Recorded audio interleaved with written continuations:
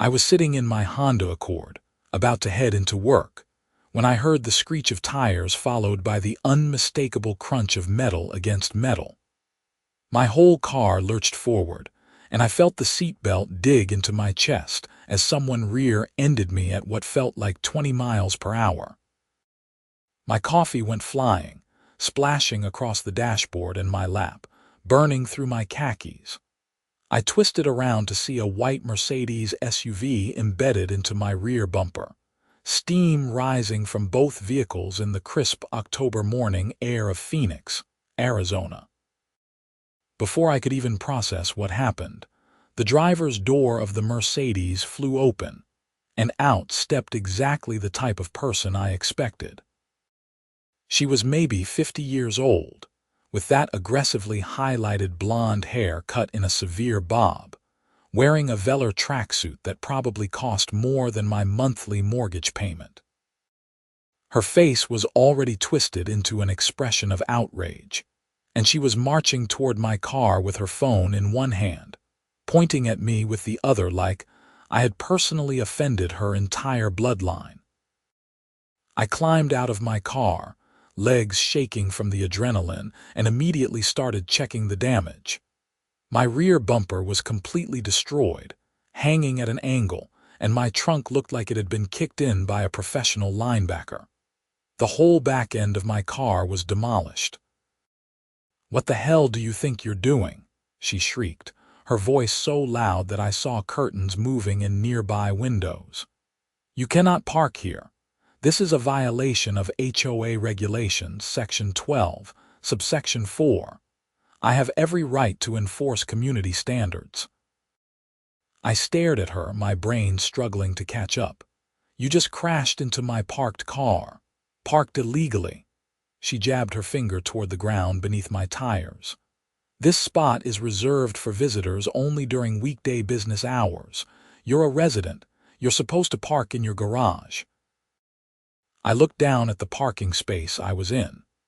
It was parking spot number 47, directly in front of my townhouse at the Saguaro Ridge community, the spot that had been assigned to me when I moved in 8 months ago. The number was painted clearly on the asphalt. My name, Lucas Richardson, was literally on the parking assignment sheet that the HOA had provided. "This is my assigned spot," I said, trying to keep my voice calm even though my hands were shaking. "I've parked here every single day for 8 months. That's impossible." Her face was turning an alarming shade of red. "I'm the HOA president, and I know every single regulation in this community. I wrote half of them myself. You're in clear violation, and now you're trying to commit insurance fraud by claiming I hit your illegally parked vehicle." My mouth fell open. "Insurance fraud? You drove into my stationary car." She held up her phone. "I'm calling the police right now to report this fraud, and I'm documenting everything for the HOA board meeting. You'll be fined for the illegal parking, and I'll be filing a complaint with your insurance company for staging this accident." I pulled out my own phone and started taking pictures of everything. The damage to both vehicles, the parking spot number clearly visible beneath my car, the painted lines showing I was well within the designated space. Other neighbors were starting to come outside now, drawn by the commotion. I recognized a few faces from the community pool and the mailroom. The woman, who I would later learn was named Brenda Patterson, was already on the phone with the police, speaking in that fake sweet voice that certain people use with authority figures. "Yes, officer. I've just witnessed an insurance fraud scheme in progress. A resident has deliberately parked his vehicle in a prohibited zone and is now claiming I damaged his car. Yes, I'll wait right here." I called my own insurance company while she was busy performing for her imaginary audience. The representative, a patient-sounding woman named Gloria, listened to my explanation and told me to document everything and wait for the police report. "Is anyone injured?" Gloria asked. No, just my car and my pride. Good. Take as many photos as you can, get witness statements if possible, and do not admit fault for anything. Within 15 minutes, a Phoenix PD patrol car pulled up. The officer who stepped out was a tall man in his 30s, with the tired expression of someone who had already dealt with too much nonsense before 9 in the morning. His nameplate read, Officer Martinez. Brenda rushed over to him immediately, her voice dripping with artificial concern. Officer, thank goodness you're here. This man has been flagrantly violating our community regulations, and when I attempted to document the violation, he staged this accident to blame me for his illegal parking. Officer Martinez held up a hand. Madam, I need you to step back and let me assess the situation. He walked over to me, pulling out a notepad. You're the owner of the Honda. Yes, sir, Lucas Richardson, I live right there. I pointed to my townhouse, Unit 47. That's my assigned parking spot. I was sitting in my car about to leave for work when she rear-ended me. He examined the damage, walked around both vehicles, and looked at the parking space markings. You have documentation that this is your assigned spot. I have the parking assignment from the HOA in my house. I can get it right now. Please do. I jogged into my townhouse, my hands still trembling as I rifled through the filing cabinet where I kept all my important documents. I found the parking assignment letter dated from February, clearly stating that spot number 47 was designated to Lucas Richardson, Unit 47. I grabbed it and hurried back outside. Officer Martinez examined the letter carefully. He then turned to Brenda.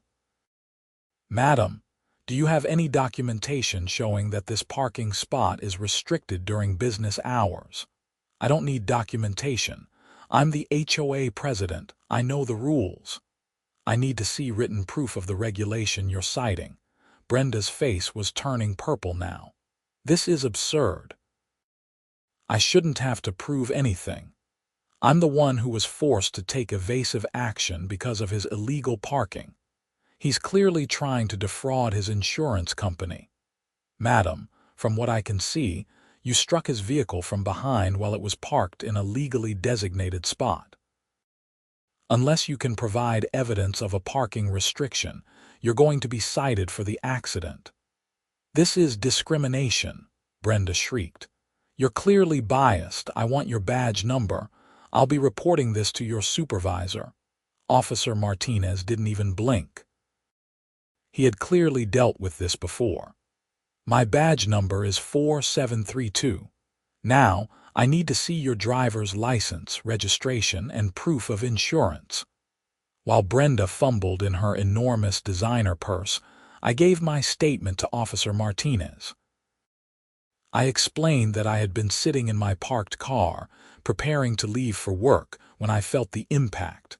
I provided my insurance information and contact details. Another neighbor, an older man named George who lived 3 units down, walked over.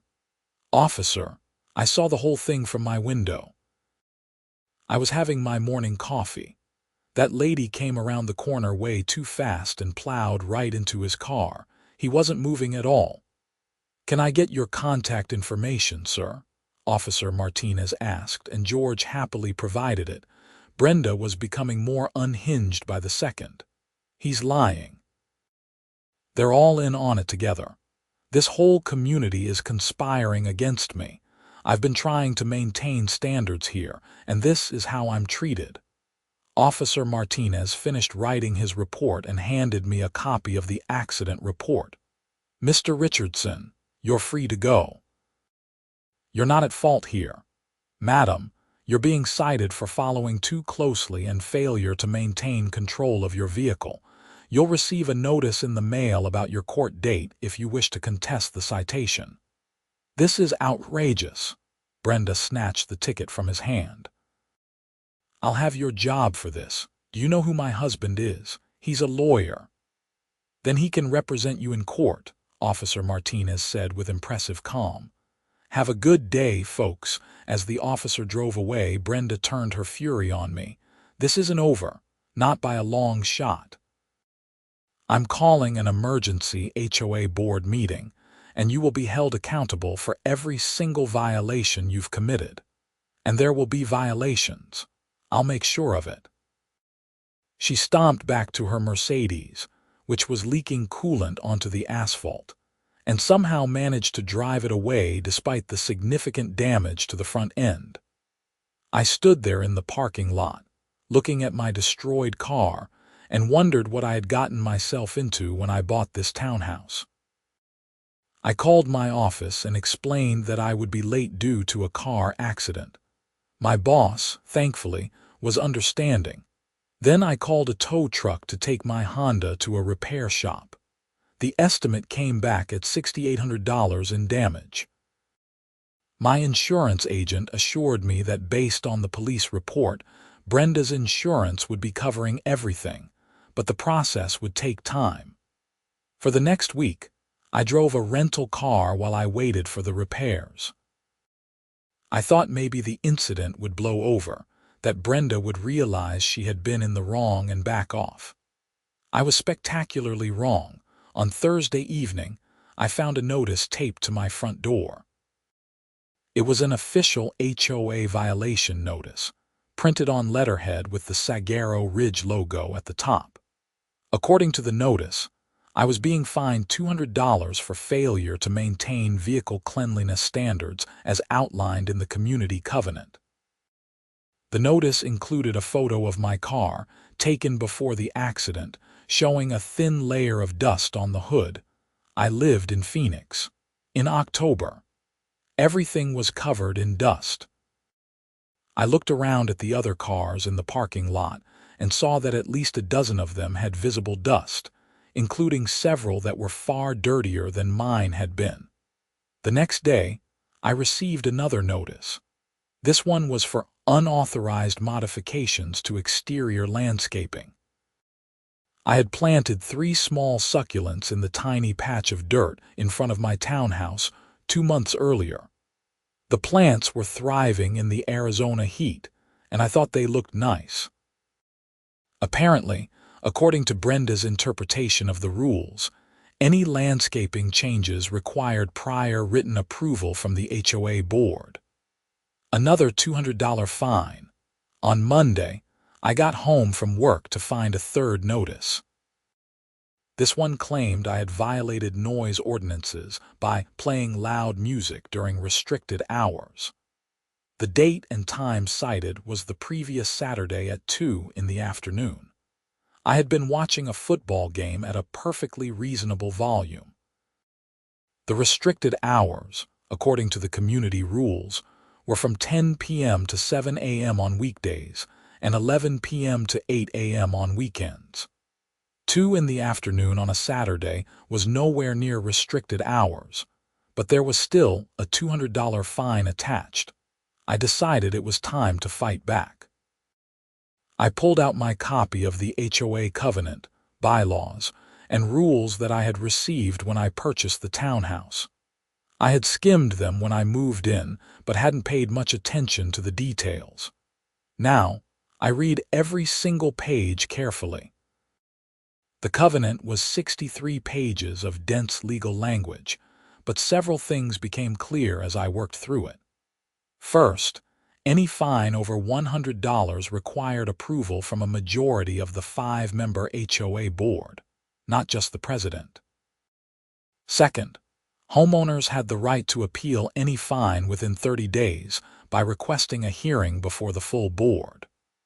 Third, the HOA was required to provide written notice of board meetings at least 10 days in advance, and homeowners had the right to attend and speak during the open comment period. I drafted formal appeal letters for all 3 fines, citing the specific sections of the covenant that Brenda had violated in issuing them. I sent them via certified mail to ensure there was a record of delivery. Then I started doing some research into who the other board members were, and whether they were aware of Brenda's reign of terror.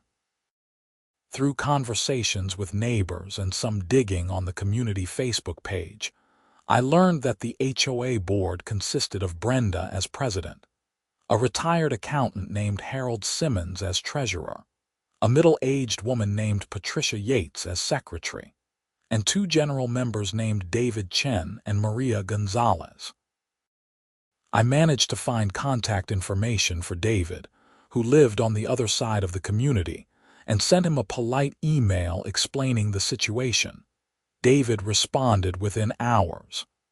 I had no idea Brenda was issuing fines like this.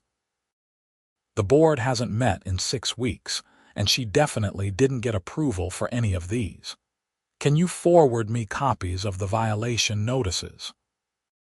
I sent him everything, including photos of the parking lot showing multiple dusty cars, pictures of my landscaping compared to other units with similar or more elaborate plantings, and a copy of the noise ordinance showing that the cited violation was during permitted hours. 2 days later, I received an email from Patricia, the board secretary, informing me that an emergency board meeting had been called for the following Tuesday evening to address concerns regarding administrative procedures. Homeowners were welcome to attend. I marked my calendar and spent the next few days gathering more evidence. I photographed every dusty car in the complex. I documented landscaping at other units. I obtained copies of my bank statements showing that I had paid my HOA dues on time every single month. I printed out the police report from the accident, my parking assignment letter, and the repair estimate for my car. Tuesday evening arrived, and I walked over to the community clubhouse where board meetings were held. I expected maybe a handful of people to show up. Instead, the room was packed with at least 40 homeowners, all of them looking annoyed. As I found a seat, I heard snippets of conversation that made it clear I wasn't Brenda's only target. She fined me for having my trash visible from the street, but it was only out there for 3 hours on collection day. I got a notice saying my house numbers weren't the approved font. They're the same numbers that were here when I bought the place 5 years ago. She tried to tell me I couldn't park my work truck in my own driveway because it's a commercial vehicle, but it's just a regular pickup with my company logo on it. The board members filed in and took their seats at a table at the front of the room. Brenda looked surprised and irritated by the turnout. Harold, Patricia, David, and Maria all looked uncomfortable. Harold, a balding man in his 60s with wire-rimmed glasses, called the meeting to order. "Good evening, everyone. We've called this meeting to address some concerns that have been brought to the board's attention regarding HOA enforcement procedures. Before we begin with the agenda, I want to make it clear that any fines issued without board approval are not valid and will be rescinded." A ripple of relief went through the crowd. Brenda's face turned bright red. "That's not appropriate," she said, her voice shrill. "As president, I have the authority to issue fines for clear violations of our community standards." Harold looked at her over his glasses. "Brenda, according to our bylaws, fines over $100 require board approval. You've been issuing $200 fines without consulting any of us. That's not within your authority." I was protecting our property values. Someone has to maintain standards around here. Patricia, a thin woman with graying hair pulled back in a bun, cleared her throat. "Brenda, we've received 37 complaints about improper fines in just the past week. Many of these fines appear to be retaliatory or based on incorrect interpretations of our covenants." Retaliatory. That's absurd. I'm simply enforcing the rules fairly and equally. I raised my hand, and Harold nodded at me. I stood up. "I'm Lucas Richardson, Unit 47. Mrs. Patterson crashed into my legally parked car 2 weeks ago and tried to claim I was parked illegally. When the police report confirmed she was at fault, She began issuing me violation notices for minor or non-existent infractions. I've been fined $600 total for having dust on my car, planting 3 succulents, and watching a football game during permitted hours. The room erupted in angry muttering. Other homeowners started calling out their own experiences. She fined me for leaving my garage door open during the day while I was doing yard work. I got a violation for having a wreath on my door that was supposedly the wrong color. She said my kids' bikes in the front yard were visual clutter and threatened to fine me $50 per day until I moved them.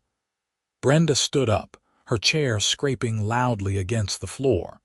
This is a witch hunt. I've been working tirelessly to keep this community beautiful, and this is the thanks I get. You people have no appreciation for everything I do. Maria, a woman in her 40s with dark hair and a no-nonsense expression, spoke up. Brenda, nobody is questioning your dedication. But you can't just make up rules or enforce them selectively. We've reviewed the violations you've issued, and most of them don't hold up under scrutiny. I want a formal vote, David said. I move that we rescind all fines issued by Brenda Patterson without board approval in the past 90 days, and that we implement a new policy requiring board approval for any fine over $50. I second the motion, Patricia said immediately. Harold called for a vote. Brenda voted against, but the other 4 board members voted in favor. The motion passed. This is illegal, Brenda shouted. You can't just overturn my decisions. I'll sue the HOA. I'll sue all of you personally. Brenda, you're out of order, Harold said firmly. Please sit down, or I'll have to ask you to leave the meeting. She grabbed her purse and stormed toward the door, but not before turning back to point at me. This is all your fault. You and your fraudulent insurance claim. Mark my words, I will make you regret ever moving into this community. She slammed the door hard enough to rattle the windows. The room was silent for a moment, and then Harold sighed deeply. I apologize to everyone here, he said.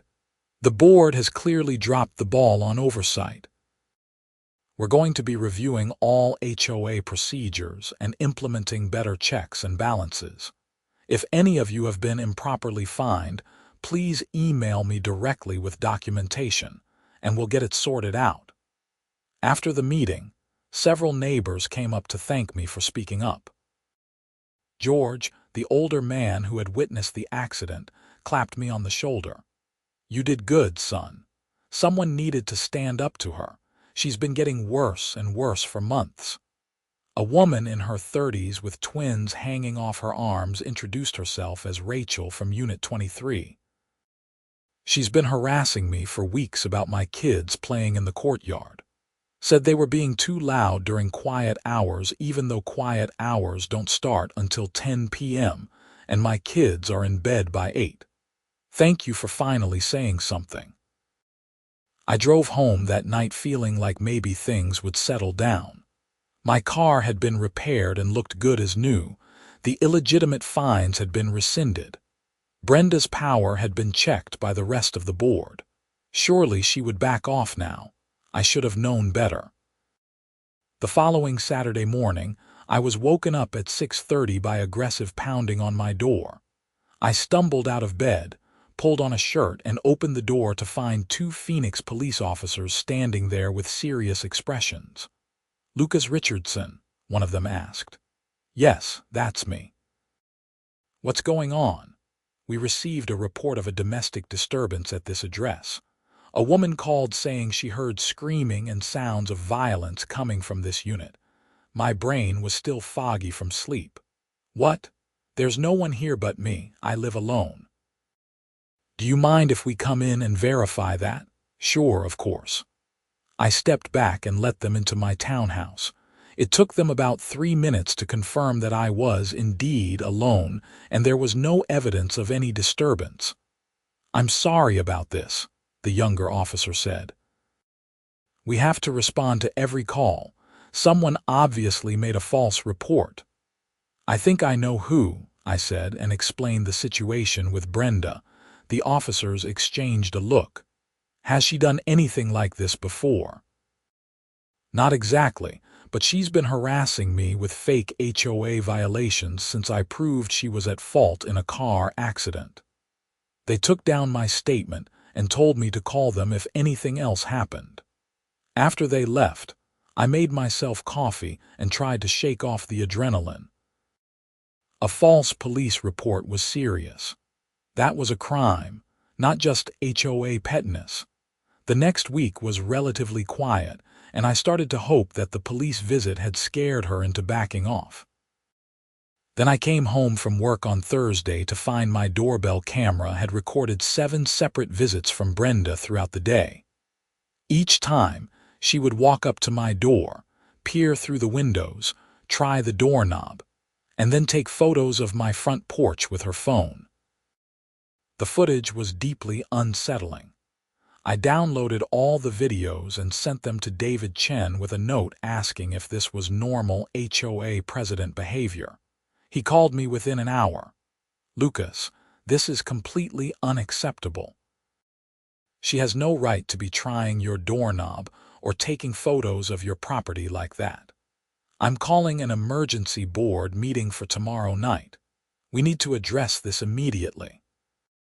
The Friday night meeting was less crowded than the previous one, but all 5 board members were present, along with about a dozen concerned homeowners. Harold opened the meeting by addressing the elephant in the room. "We're here to discuss Brenda Patterson's conduct as HOA president.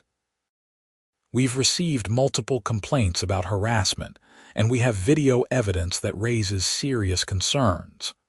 I presented the doorbell footage on my laptop, and the room watched in silence as Brenda repeatedly tried to enter my home.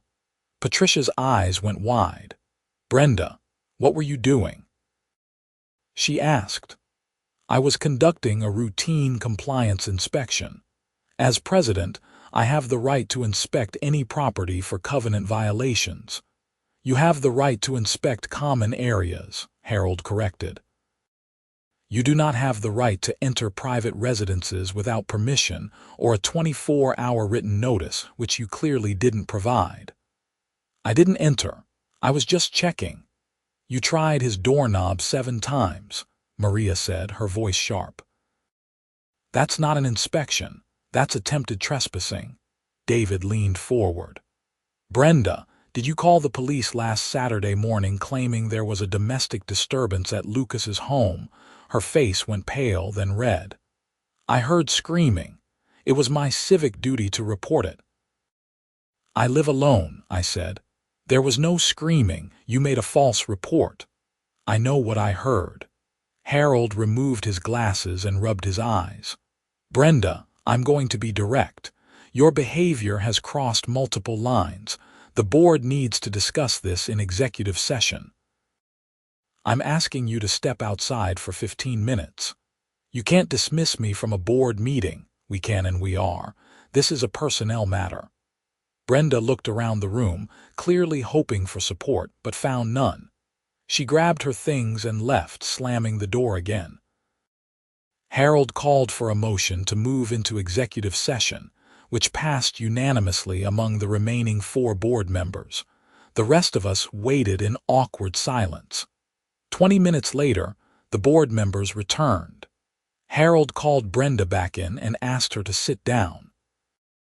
"Brenda, the board has voted to remove you as president effective immediately. Additionally, we're recommending that you resign from the board entirely. Your actions over the past few weeks have exposed the HOA to significant legal liability." Her jaw dropped. "You can't remove me. I founded this HOA. I've been president since the community was built. The bylaws give the board the authority to remove officers for cause," Patricia said quietly. "Your harassment of multiple homeowners, issuance of improper fines, false police reports, and attempted entry into private residences constitute cause. I'll sue. I'll sue all of you and the HOA and every single person in this room." "That's your right," Harold said. "But your removal is effective immediately.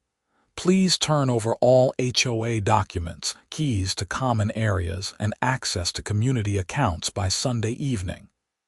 Brenda stood up so violently that her chair fell over backward. She pointed at each board member in turn, her hands shaking with rage. "You're all going to regret this. Every single one of you. I have lawyers. I have connections. I'll destroy this community before I let you get away with this betrayal," she stormed out, and this time the silence that followed felt more like relief than discomfort.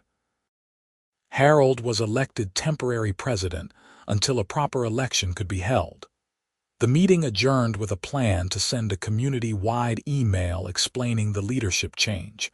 I went home feeling like maybe, finally, this nightmare was over. My car was fixed. The fines had been rescinded. Brenda had been removed from power. What else could happen on Sunday evening? I was making dinner when I heard sirens outside. I looked out my window to see fire trucks pulling into the community, followed by police cars. Smoke was rising from somewhere near the clubhouse. I grabbed my phone and ran outside. A crowd had gathered at a safe distance from the clubhouse, which was fully engulfed in flames. Firefighters were already spraying water on the building, but it was clear the structure was going to be a total loss. I found David in the crowd. "What happened?" I asked. His face was grim. "Someone said it. The fire marshal said they found accelerant. The clubhouse was locked up tight, but someone broke in through a back window." A cold feeling settled in my stomach. "You don't think?" "The police want to see the security camera footage." We had cameras covering the parking lot and the clubhouse entrance. It took the fire department 2 hours to completely extinguish the blaze. The clubhouse, which had housed the HOA office, community gym, and meeting space, was destroyed. The fire marshal confirmed it was arson and said the police would be investigating on Monday morning. I was at work when David called me. His voice was tight with anger and what sounded like satisfaction. "They arrested Brenda." The security footage clearly shows her breaking the window and going inside with a gas can around 3 a.m. She was in there for about 10 minutes before the fire started. They got her. Oh my God. The police searched her house and found threatening emails she had drafted to multiple homeowners, including you. She had a whole spreadsheet of people she considered enemies. Lucas, some of the stuff in those emails was disturbing. Threats of violence, plans to file false reports, schemes to damage property and blame residents. She's being charged with arson, making false reports to police, and the DA is considering adding harassment and stalking charges. I sat down heavily in my office chair. I just wanted to live in my townhouse in peace. I know, man. We all did. Look, the good news is she's in jail and her bail hearing isn't until Wednesday. The board is meeting tonight to figure out what we do about the clubhouse. We'll keep everyone informed. The story hit the local news that evening. HOA president arrested for arson after being removed from office was the headline on the Phoenix ABC affiliate. They showed footage of Brenda being led away in handcuffs, her hair disheveled, and her face twisted in anger.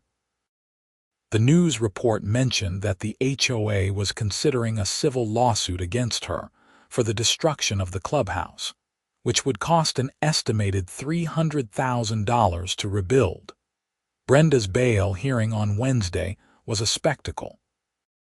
The prosecutor argued that she was a danger to the community and a flight risk. Her lawyer, a tired-looking man in an off-the-rack suit who was clearly not her husband, the supposed lawyer she had mentioned, argued that she was a pillar of the community who had served as HOA president for 8 years and had no prior criminal record. The judge reviewed the evidence, including the security footage, the threatening emails, and the police reports from the false domestic disturbance call. He set bail at $100,000 and ordered Brenda to stay at least 500 feet away from Saguaro Ridge community and all of its residents. Her husband posted bail, and she was released on Thursday afternoon. The community breathed a collective sigh of relief that she was legally barred from coming anywhere near us, but we all installed additional security cameras and started locking our doors more carefully. The legal process moved slowly. Brenda's preliminary hearing was scheduled for November, then pushed back to December due to discovery issues. Meanwhile, life at Saguaro Ridge slowly returned to normal. Harold was officially elected as the new HOA president. The board implemented new policies requiring transparency, checks and balances, and reasonable enforcement of community rules. The clubhouse remained a burned-out shell, while the HOA's insurance company investigated the claim. I focused on my job as a software developer for a medical technology company and tried to put the whole mess behind me. My car looked good as new thanks to Brenda's insurance covering the repairs. I kept my parking spot clean and made sure to follow all HOA rules carefully, not because I was afraid of fines, but because I wanted to be a good neighbor. In January, 4 months after the initial accident, I received a subpoena to testify at Brenda's trial. The DA had decided to prosecute the case aggressively, charging her with first-degree arson, filing false police reports, stalking, and harassment. Her lawyer had tried to negotiate a plea deal, but Brenda refused to admit wrongdoing, insisting that she had been framed by a conspiracy of ungrateful homeowners. The trial began on a cold Monday morning in February. I took the day off work and drove to the Maricopa County Courthouse downtown. The courtroom was more crowded than I expected. Harold, Patricia, David, and Maria were all there to testify. So was George, the neighbor who had witnessed the original accident. Rachel, the mother of the twins, was there too, along with at least a dozen other homeowners who had been targeted by Brenda's enforcement spree. I was called to testify on the first day. The prosecutor, a sharp woman in her 40s named Jennifer Huang, walked me through the entire sequence of events. She showed the jury photos of the accident, the parking spot assignment, the police report, the improper HOA fines, and the doorbell camera footage of Brenda trying my door repeatedly.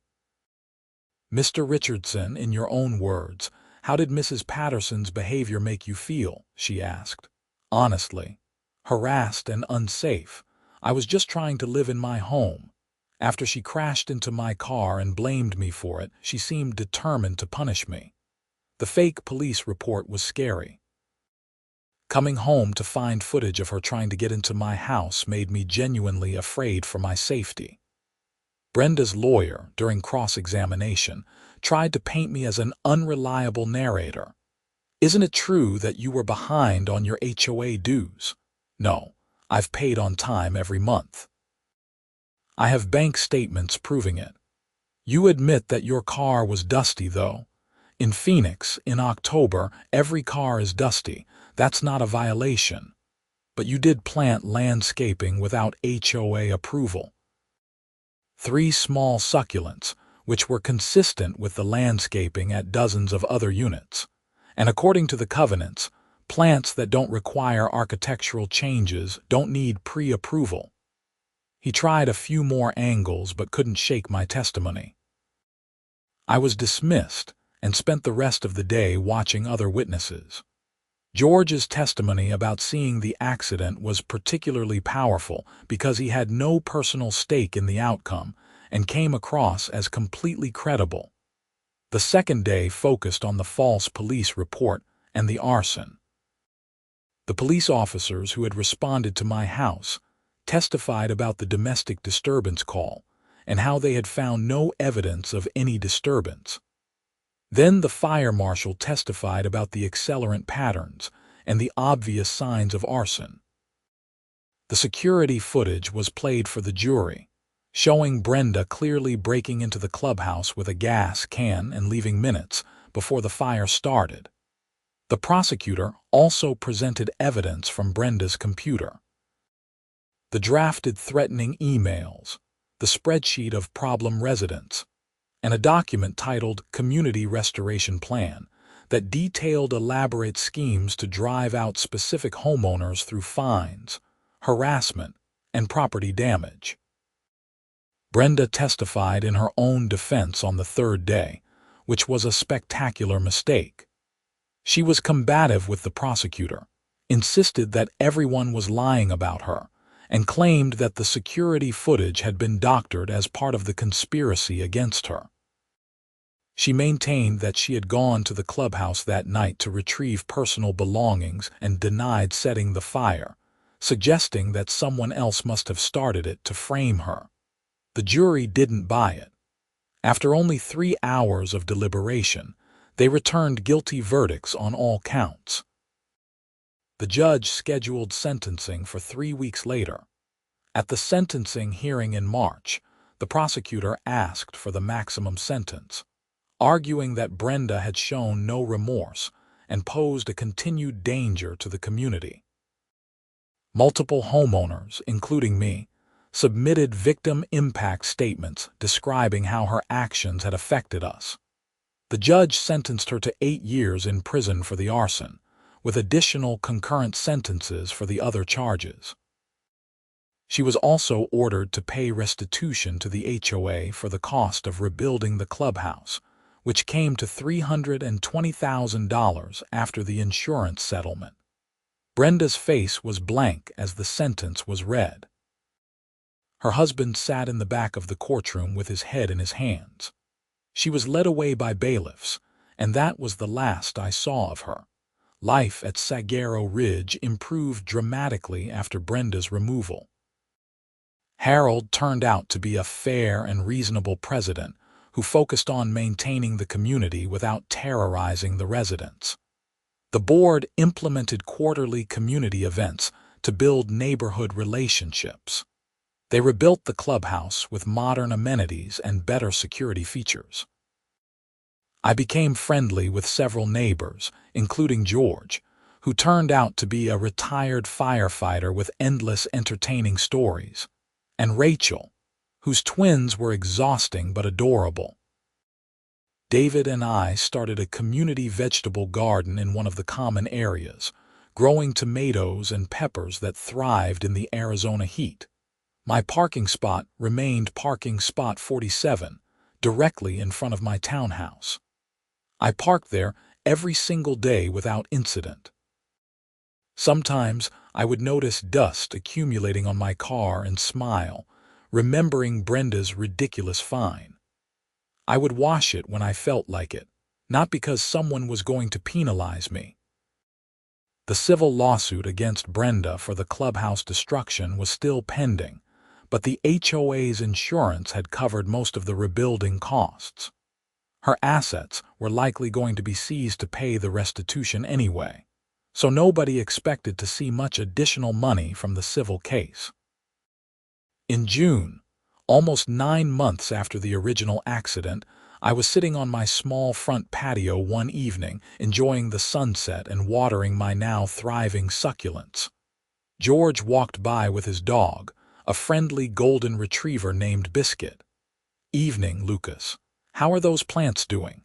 "Great." "I'm thinking about adding a couple more," he grinned. "Living dangerously, I see. Better make sure you have board approval," I laughed. "I actually checked. Harold said as long as they're desert-appropriate plants and I'm maintaining them, the board doesn't need to pre-approve." Reasonable rules reasonably enforced. What a concept. He shook his head. "You know, I've lived here for 12 years. Brenda was president for 8 of them, and they were the worst years. She started out okay, but power went to her head. By the end, she was convinced she was protecting us from ourselves.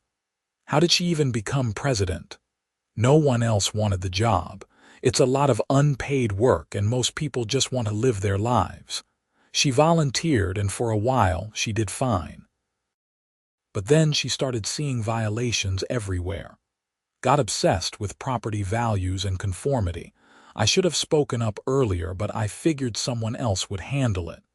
You testified at the trial. That mattered. So did you. Standing up to bullies always matters, even when it's scary. He tugged on Biscuit's leash. Come on, boy. Let's finish our walk. See you around, Lucas. I watched them walk away and thought about how much had changed in 9 months. I had moved to Saguaro Ridge hoping for a quiet place to live while I established my career in Phoenix. Instead, I had been rear-ended by an unstable HOA president, harassed with fake violations, subjected to false police reports, and ended up testifying at an arson trial. But I had also met good neighbors, learned to stand up for myself, and helped improve the community for everyone who lived here. My townhouse felt like home now, not just because of the physical space, but because of the connections I had built. The insurance settlement for my car had finally come through. Brenda's insurance company had tried to fight it at first, but the police report and witness testimony made their case impossible. They had paid for all the repairs plus compensation for the rental car and my time dealing with the claim. I thought about Brenda sometimes, sitting in a prison cell, probably still convinced that she had been the victim of a conspiracy. I didn't feel good about her imprisonment exactly, but I felt safe. And I felt vindicated. She had crashed into my car and tried to blame me. She had tried to make my life miserable because I dared to prove she was wrong. And in the end, justice had actually worked. My phone buzzed with a text from Rachel. Community barbecue this Saturday at the new clubhouse. Bring something to share. The twins are asking if you're coming. They want to show you their new bikes. I smiled and texted back. I'll be there. Tell them I can't wait to see the bikes. This was what community was supposed to be. Neighbors looking out for each other, reasonable rules that made sense, and space for everyone to live their lives without fear of harassment. It had taken a crisis to get here, but we had gotten here. On Saturday, the community barbecue was packed with residents enjoying burgers, hot dogs, and potluck sides. The new clubhouse looked fantastic, with a modern gym, a renovated meeting space, and a kitchen that was actually functional. Harold gave a short speech thanking everyone for their patience during the rebuilding process, and reminding everyone that the community belonged to all of us, not to any one person. I spent the afternoon talking with neighbors, playing with Rachel's twins, and learning about George's 30-year career as a firefighter. David and I made plans to expand the vegetable garden in the fall when the weather cooled down. Patricia introduced me to her son, who was also a software developer, and was looking for job opportunities in Phoenix. I was able to connect him with some contacts at my company.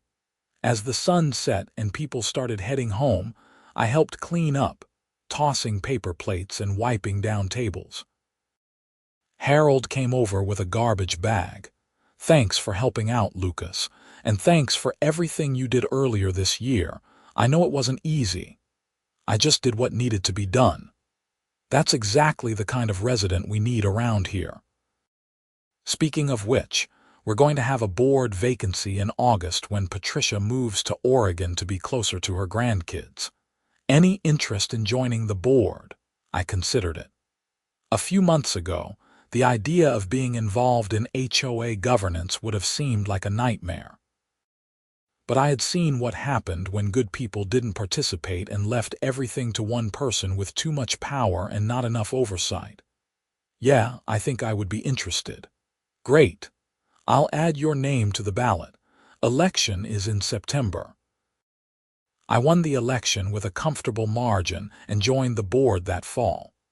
Being a board member was less dramatic than I expected. We met once a month, reviewed finances, addressed maintenance issues, and dealt with the occasional dispute between neighbors. We enforced rules when necessary, but always tried to be reasonable and fair. The community thrived under the new leadership. Property values actually increased, not because of draconian enforcement, but because people enjoyed living there and took care of their homes. We had regular events that brought people together. The vegetable garden became a community favorite, with residents sharing harvests and recipes. Brenda became a cautionary tale, the example of what not to do when given a little bit of authority. New residents would sometimes hear the story and be shocked that something so dramatic had happened in such a peaceful community. But those of us who had lived through it never forgot. I kept the parking assignment letter in my files, even though I didn't need it anymore. It was a reminder that documentation matters, that standing up for yourself matters, and that the truth eventually wins out even when someone with authority tries to twist it. My Honda Accord served me well for several more years before I traded it in for a newer model. Even though the body shop had done excellent work, I could always see where the damage had been if I looked closely enough. But that was okay. The scars were part of the story. Years later, when people asked me about my experience with HOAs, I would tell them about Brenda crashing into my car and trying to claim I was parked illegally. I would talk about the harassment, the arson, and the trial. And then I would talk about Harold, George, Rachel, David, and all the other neighbors who made the community worth fighting for. So would you recommend living in an HOA community? They would ask. It depends on the HOA, I would say. A good HOA protects property values and maintains common areas without making your life miserable. A bad HOA is a nightmare. The key is to pay attention, read the documents before you buy, and be willing to get involved if things go wrong. I still live at Sagaro Ridge. Unit 47, Parking Spot 47. I served on the board for 3 years and then stepped down to focus on a promotion at work, but I stay involved in community events and vote in every HOA election. I learned that participation is the price of a functional community, and it's a price worth paying. The clubhouse has a small plaque near the entrance now, installed by the board after the rebuilding was complete. It reads, "Dedicated to the residents of Sagaro Ridge, who prove that communities thrive when neighbors look out for each other." There's no mention of Brenda or the arson. We decided to focus on what we built together rather than what one person tried to destroy. My 3 succulents are still thriving, and I've added several more over the years. I have a small desert garden now with prickly pear cacti, agave, and various flowering plants that attract hummingbirds. Every plant was properly documented and approved, not because I'm afraid of violations, but because I respect the process when it's fair and reasonable. Sometimes I see Brenda's husband around Phoenix. He still lives in the area, though he sold their house at Sagaro Ridge and moved to a different neighborhood. I ran into him at a grocery store once, and we made awkward eye contact. He looked tired and sad, and I felt a pang of sympathy. He had lost his wife to her own inability to control her need for power and vindication. But then, I remembered the terror of coming home to find her trying to break into my house, the stress of dealing with her constant harassment, the fear that she might escalate to violence. And I remembered the relief of seeing justice served, of watching her be held accountable for her actions. The last I heard, she was still in prison and would be for several more years. She had refused to participate in any rehabilitation programs and had multiple disciplinary infractions for aggressive behavior toward other inmates and staff. Some people never learned. Meanwhile, Sagaro Ridge continued to be a great place to live. We had our small conflicts, of course.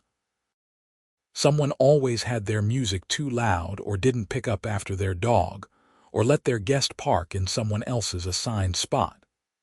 But we handled these issues like reasonable adults, with conversation and compromise, not with threats and fines and arson.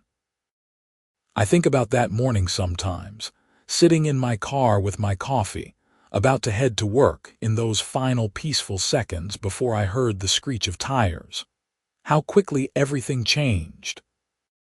How one moment of road rage and inability to accept responsibility spiraled into months of conflict and eventually serious crimes. But I also think about the strength of the community that came together to fix things. The neighbors who testified. The board members who stood up to Brenda. The justice system that actually worked the way it was supposed to. It restored some of my faith in people and institutions. My current car, a blue Toyota Camry, sits in parking spot 47, clean and undamaged. I have excellent insurance coverage now, dashcam footage from multiple angles, and a comprehensive security system on my townhouse. I learned to protect myself and document everything. But more importantly, I learned that silence in the face of injustice only allows it to continue. Speaking up was scary. Standing up to someone with authority was uncomfortable. Testifying in court was nerve-wracking. But all of it was necessary. George passed away last winter at the age of 78, and the community held a memorial service at the clubhouse. Dozens of people showed up to share stories about the kind neighbor who always had time to chat, who witnessed an accident and told the truth even though it was easier to stay out of it, who made everyone feel welcome. His family was touched by the outpouring of love. Rachel's twins are teenagers now, riding those bikes all over the community. She joined the board last year and is doing excellent work improving communication with residents. David's vegetable garden has expanded to include fruit trees and berry bushes, and he teaches gardening classes for interested neighbors. Harold retired as president 2 years ago, but still lives in the community and attends every board meeting. He's become the unofficial historian of Saguaro Ridge, collecting photos and stories about the community's development.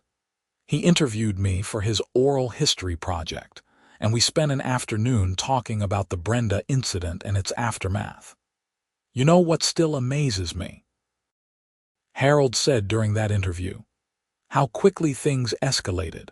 One accident, one person refusing to admit fault, and suddenly we're dealing with arson and criminal trials. It's like a cautionary tale about the dangers of unchecked ego. You think we could have prevented it? I asked. If the board had been more active earlier, he thought about it. Maybe, probably, but hindsight is 20/20.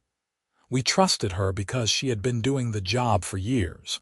We didn't realize she was becoming more extreme until it was almost too late. That's why we have all these oversight mechanisms now. The current HOA board is diverse and functional. We have clear policies, regular audits, and term limits for officers. No one person has too much power. It's boring in the best possible way. I'm 34 now, established in my career, dating someone wonderful I met at a friend's wedding last year. Sarah Vaughn is a teacher who appreciates my HOA war stories and teases me about my extensive documentation habits. She's thinking about moving in with me, which would mean dealing with HOA approval for adding her to the title, but that's a straightforward process now. So let me get this straight, Sarah said when I told her the whole story.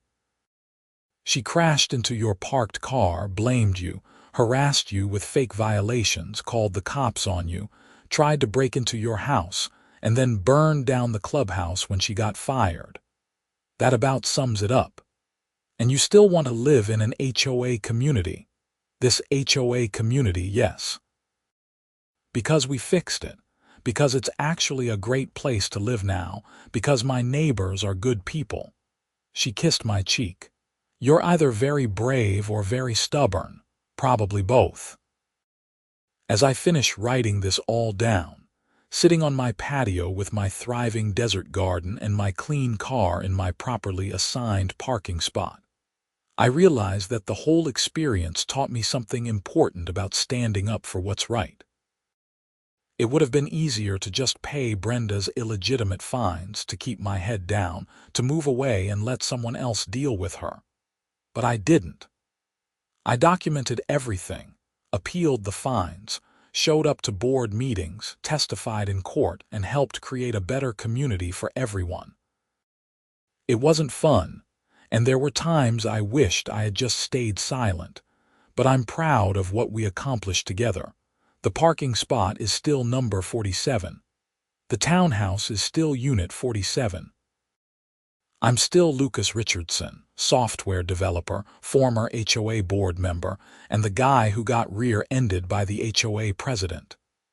And I'm still here, living my life, taking care of my home and being a good neighbor, because in the end, that's what community is about. Not perfect conformity or obsessive rule enforcement or fear-based compliance. It's about people choosing to live near each other and making the reasonable compromises necessary to coexist peacefully. It's about standing up when someone abuses their power and working together to fix broken systems. My car is parked legally in my assigned spot. My garden is thriving. My neighbors are friends. And Brenda Patterson is in prison where she belongs, serving time for the crime she committed when she couldn't handle being held accountable for her actions. Justice was served. The community healed. Life went on.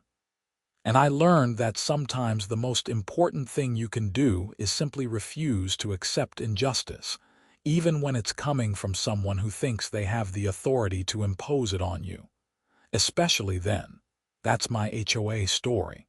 It started with a crash and ended with accountability. And in between, I learned that home isn't just about the physical space you own. It's about the community you build and the principles you're willing to defend.